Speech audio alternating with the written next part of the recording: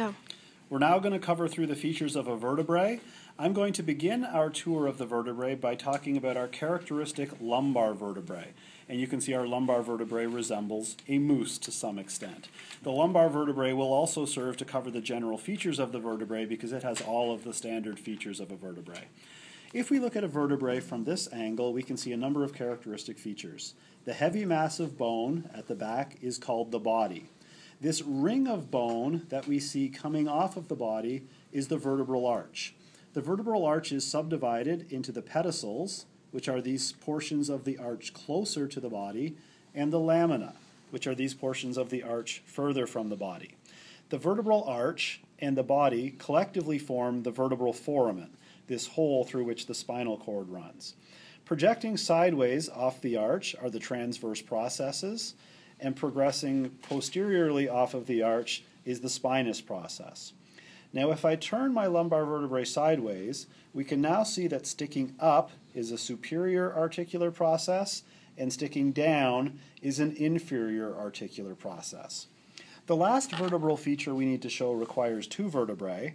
If I put two vertebrae together, we can see that there's a hole located right here, and this hole is the intervertebral foramen. The intervertebral foramen is the space through which the spinal nerves emanate from the spinal cord. Now that covers the lumbar vertebrae. The next vertebrae we're going to discuss is the thoracic vertebrae. And the thoracic vertebrae somewhat resembles a giraffe. We'll begin the thoracic vertebrae in the same orientation as before. We can once again see a body, the large mass of bone, and coming off of the body we can see the vertebral arch, again divided into pedicels close to the body and lamina further from the body. We again have transverse processes sticking off the side of the arch, spinous process sticking posteriorly off the arch, and a vertebral foramen as the hole up the middle. Once again, I can turn it sideways and we can make out the superior articular process sticking up and the inferior articular process sticking down. Now because the thoracic vertebrae interact with the ribs, we also have the costal demifacets located here and here on the top and bottom front corners of the body, and we can see the costal facets on the inner surface of the transverse process where they interact with the ribs. The next group of vertebrae we're going to move to are the cervical vertebrae. And the cervical vertebrae are somewhat of a confusing group, but they do have the benefit of always possessing these small holes on the side, which are the transverse foramina. Now this vertebrae I'm showing here is the atlas, or C1, or top of the cervical vertebrae. We can see the small anterior arch at the front with the anterior tubercle sticking off it, and the larger posterior arch at the back with the posterior tubercle sticking off of it. Collectively, those arches encase the vertebral foramen, the large hole up the middle. Sticking sideways, we see our transverse processes, and of course those transverse processes have our transverse foramina, the small holes that we see in the side.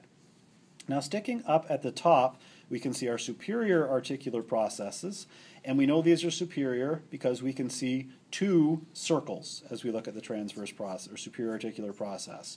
If we go to the bottom, we see the inferior articular process, which is distinguished by its singular process that we see here. A last feature that we need to point out on our C1 or atlas vertebrae is the inside surface of the anterior arch, where we encounter a feature called the fovea dentis. The second vertebrae, as we work our way down, is the C2 or axis vertebrae.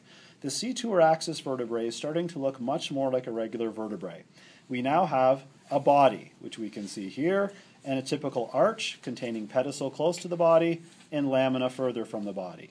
We have transverse processes sticking off the side with their transverse foramina. We have a classic vertebral foramen, the hole in the middle, and the spinous process sticking up. However, if you look closely at the spinous process, you'll note a small indent, a little divot in the tip, which makes this spinous process bifid in nature. Now if I turn this vertebrae over, we now see a very conspicuous feature sticking up from the body, which is our dens or odontoid process. If I interact the atlas and the axis together, you can see that the tip of the dens sticks through the top of the atlas and serves as a pivot point for the skull. Turning back to the axis itself, we can see what I described as the shoulders of the axis, forming the superior articular process, and sticking down, we can see the small inferior articular processes.